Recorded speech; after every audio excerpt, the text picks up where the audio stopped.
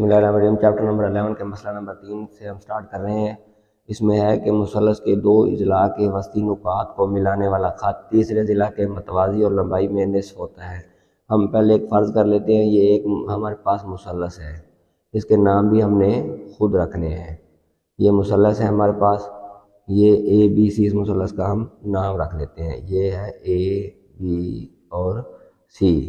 हमें क्या मालूम है कि हमने ये इसके वस्ती नुकात, इस ख़त का दरमियानी नुक्ता ले लेते हैं, वस्ती नुक्ता कहते हैं दरमियानी नुक्ते को, और इस ख़त का भी दरमियानी नुक्ता ले लेते हैं। उनके नाम हम रख देते हैं एल और एम। ये एल नुक्ता ले लिया और इसका नाम एम नुक्ता ले लिया। ये हमने मालूम, हमें क्या है इसमें मालूम में लिखेंगे आप कि एक मुसल्लस है A B C, मुसल्लस A B C है, उसमें मुसल्लस ए बी सी में क्या है, ए बी जो ख़त है, ए बी का वस्ती या दरमियानी नुक्ता, वस्ती नुक्ता क्या है आपके पास एल है, और ख़त ए सी का वस्ती या दरमियानी नुक्ता एम है। ये आपके पास मालूम है। और मतलूब में क्या लिखेंगे, हमें चाहिए क्या, मतलूब में लिखना है कि जो एल और एम है, एल और एम है, उसने कहा है कि दरमियान नुकात को मिलाना है तीसरे ज़िला के मतलब तीसरा ज़िला बनता है। ये दोनों ज़िला के तो आपने वस्ती नुकात ले लिए एल और एम। इसको एल और एम को मिलाने से जो है ये जो लाइन है ये बी सी के मतवाज़ी होगी, तीसरे ज़िले के मतवाज़ी होगी बी और सी ज़िला के, और लंबाई में निस्फ होता आधा होगा। यानी कि आप लिख सकते हैं कि एल एम की जो लंबाई होगी, जितनी भी निकलेगी एल एम की लंबाई, वो आधी होगी, 1/2 होगी बी और सी का। ये मतलूब है। अब हम करते हैं अमल करते हैं। तो अमल में क्या लिखेंगे कि एल और एम को नुकात एल और एम को मिला दिया।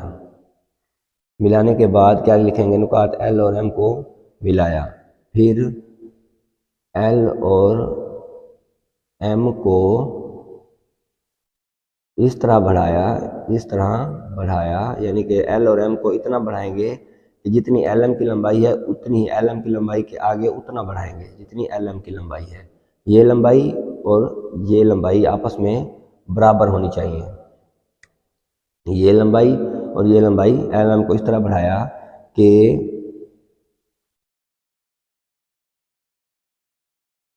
एल एम को, इसका नाम रख दें आप एन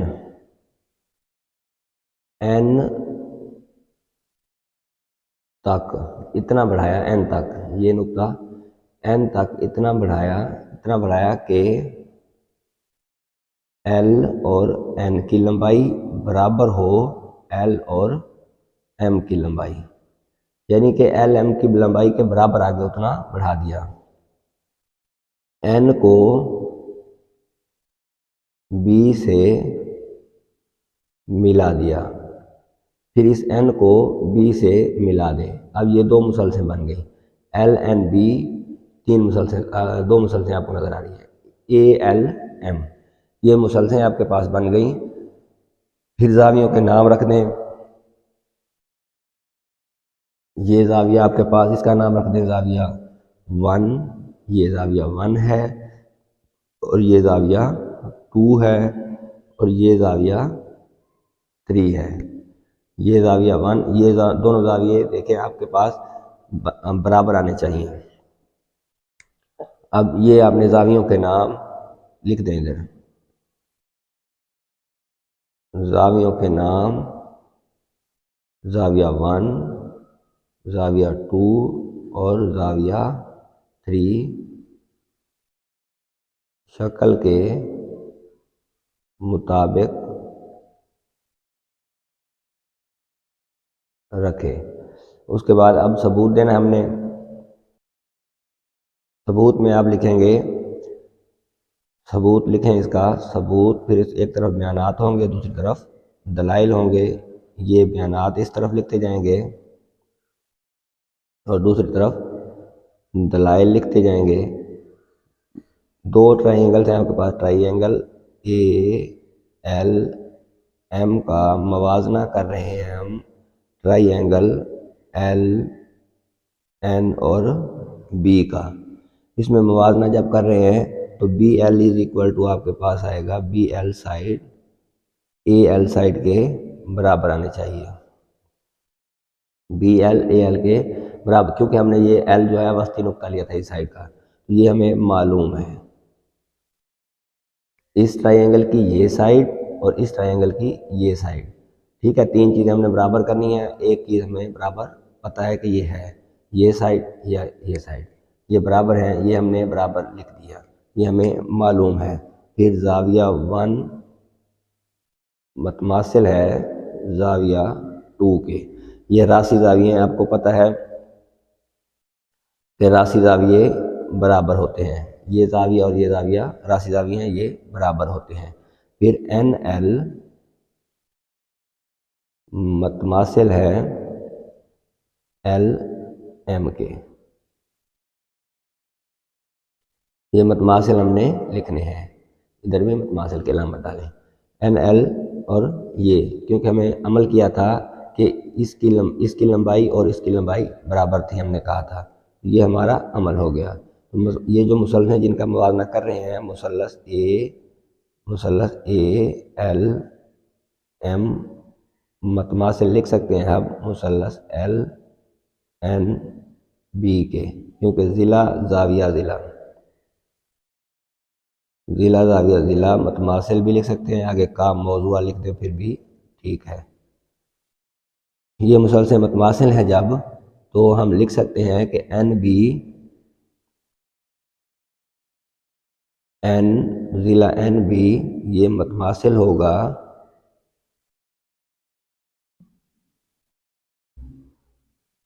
ज़िला ए एम के। एन बी और ए एम मतमासिल होंगे, क्योंकि ये दोनों मुसलसल हैं, मतमासिल लिख सकते हैं, लिखी हमने साबित कर ली हैं। तो मुतमासिल मुसलसलों के मुतनाज़रा इज़ला, मुतमासिल मुसलसलों के मुतनाज़रा इज़ला आपस में बराबर होते हैं। फिर हम लिखेंगे इसके बाद जाविया लिखेंगे, जाविया ए मुतमासिल होगा आपके पास जाविया नंबर 3 के, क्योंकि मुतमासिल मुसलसलों के मुतनाज़रा जाविया लिख देंगे। मुसलसलों के मुतनाज़रा, अब जाविये की आपने बराबर की हैं, जब ये बराबर हैं तो फिर हम लिख सकते हैं कि एन बी, इसको आप 1 का नाम दें, इसको आप 2 का नाम दें, तो हम लिख सकते हैं अब नीचे कि एन बी मतवाजी है, एन बी मतवाजी की ये अलामत है, एन बी मतवाजी है आपके पास ए एम के।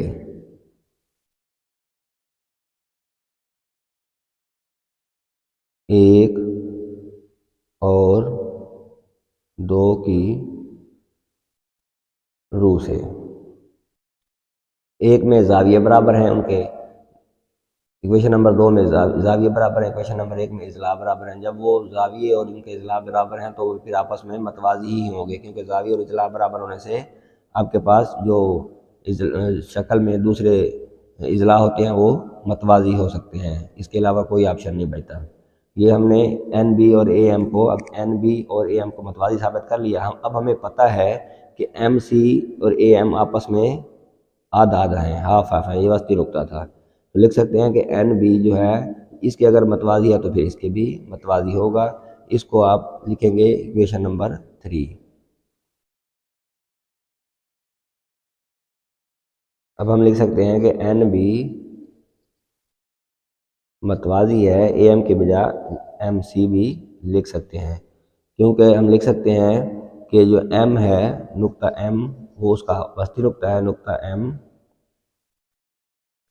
ज़िला ए सी पर वाक्य है,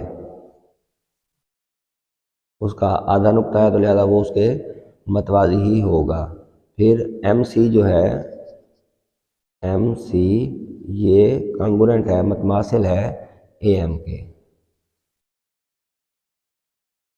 एम सी और ए एम आपस में कंगुरेंट है, क्योंकि हमने इसका ये मालूम था, इसका हमने वस्ती नुक्ता ही लिया था। ये मालूम में लिखेंगे तो नीचे लिख सकते हैं इसको, इक्वेशन नंबर 3 दिया था हमने नाम, इसको 3 दें, इसको नाम 3 दें और नीचे वाली को 4 दें। ये 4 है तो लिख सकते हैं कि एन बी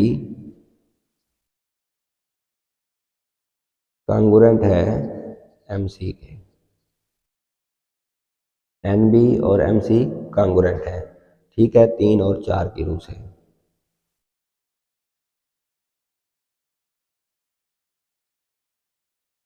से। अब ये साइड और ये साइड आपस में हमने कंगुरेंट साबित कर ली है।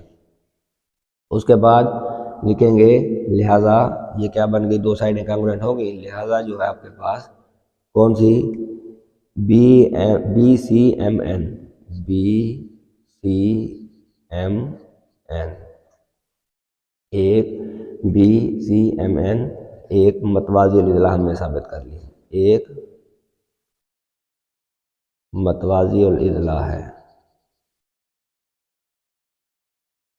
ये एक मतवाज़िल इज़्ला है। ठीक हो गया, नताइज 3 और 5 की रूह से, क्योंकि ये बराबर हैं आपस में।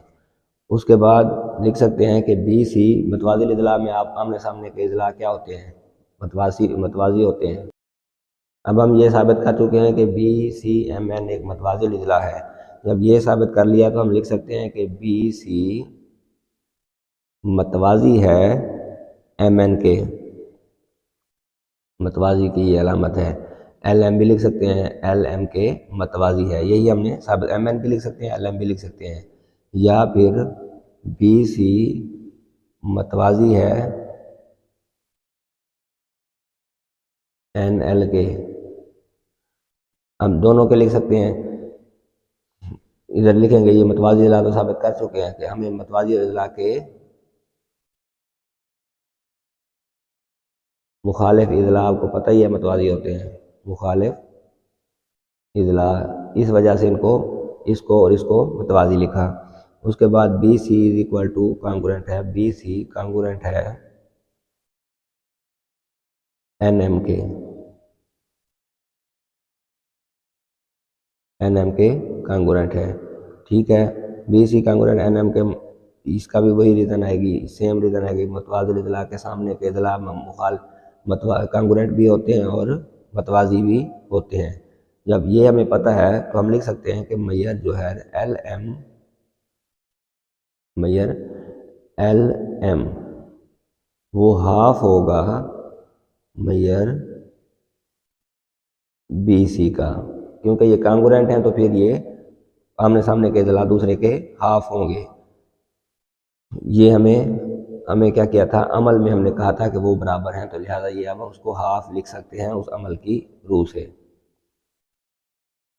ये अमल हो गया हमारा बस साबित हुआ। देखिए हमने हाफ भी साबित कर लिया है और इधर मतवाजी भी साबित कर लिया है, यही चीज़ हमने साबित करनी थी। इस तरह हमारा ये थ्योरम कंप्लीट हो गया। और चैनल को लाइक और सब्सक्राइब जरूर करते हैं, अपने जानने वाले दोस्तों को बताएं ताकि ज़्यादा से ज़्यादा लोगों का फ़ायदा हो। अल्लाह ताला आपका हमें